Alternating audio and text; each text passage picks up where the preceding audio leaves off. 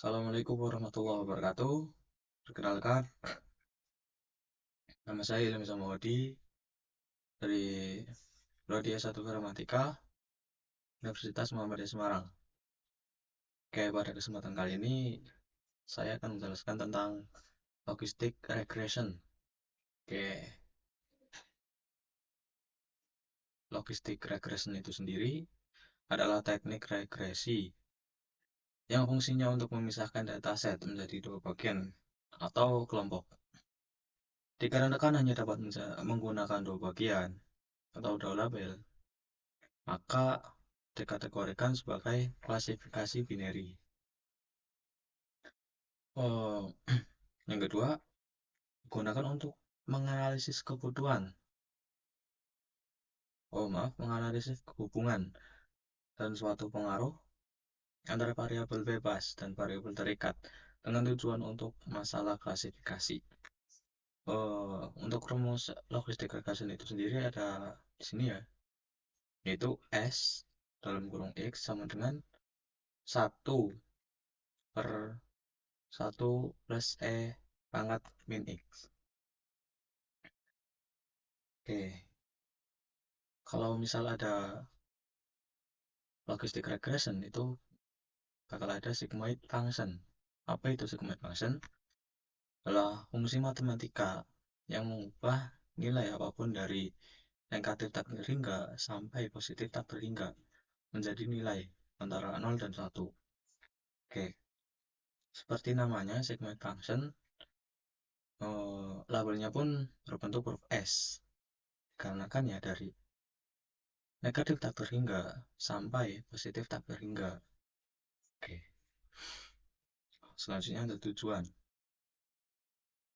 Tujuan logistic regression itu sendiri menentukan seberapa besar peluang suatu peristiwa akan terjadi berdasarkan faktor-faktor tertentu.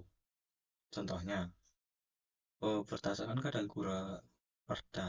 kadar gula glukosa, tekanan darah, usia, dan BMI, seberapa besar peluang seorang terkena diabetes. Gitu.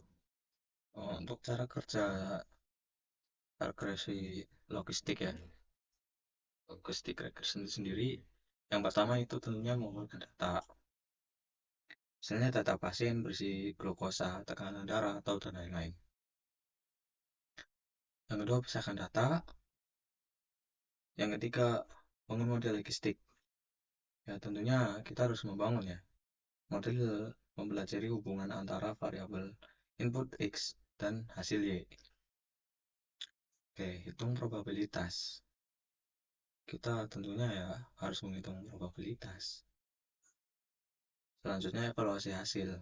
Setelah dihitung probabilitas, hasilnya apa? Hasilnya mendekati negatif atau mendekati positif, itu harus evaluasi hasil dan tentukan batas yang terakhir. Nah, apa saja batasan-batasan dalam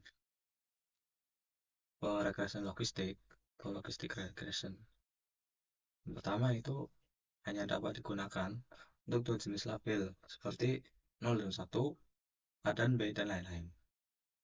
Hasil dari logistik regression nantinya akan berupa nilai dengan rentan 0 sampai 1, namun nilainya itu bersifat kontinum. Kelimpahannya sendiri itu yang pertama mudah dipahami dan diterapkan, yang kedua cepat dan perhitungan, yang ketiga tuh cocok untuk klasifikasi biner, dan yang terakhir memberikan probabilitas bukan sekedar hasil ya atau tidak. Untuk kekurangan sendiri itu kurangnya akurat untuk data nonlinear yang kompleks. Tidak cocok untuk prediksi dengan banyak kategori tanpa modifikasi. Dan yang terakhir, sensitif terhadap data yang tidak seimbang. Jumlah kelas 0 dan 1 gitu. Untuk kesimpulannya sendiri itu algoritma klasifikasi yang dapat memprediksi peluang 0 sampai 1 suatu kejadian dengan mengubah hubungan linear menjadi probabilitas. Umumnya digunakan untuk prediksi diabetes, lulusan, atau spam, dan dievaluasi menggunakan confusion matrix melalui metrik akurasi, presisi, dan recall. Oke, sekian dari saya.